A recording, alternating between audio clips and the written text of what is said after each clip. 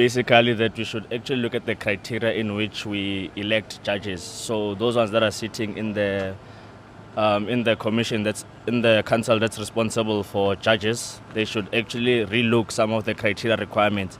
So if it takes 7 years really for judgment to be delivered, it simply means that a person basically that suffered a crime or a person that had their rights violated, right, is only going to get justice after 7 years, and by that 7 years the person might be dead.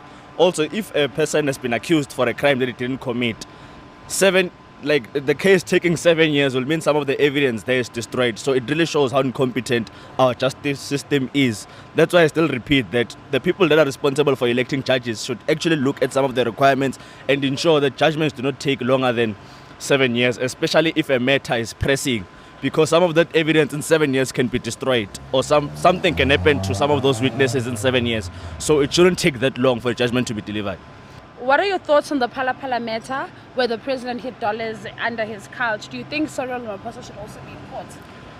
He's supposed to be in court, but unfortunately you guys know to say, in a situation where the president is responsible for electing the Chief Justice, this is what's usually going to happen, because he's going to obviously elect someone who's going to favor him, so that some of these things are going to disappear.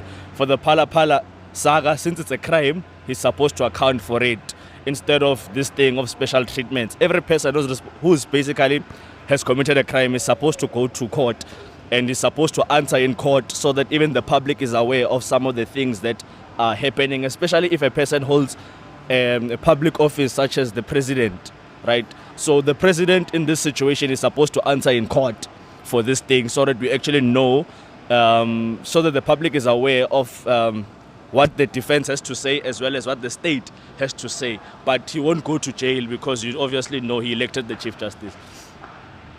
Perfect.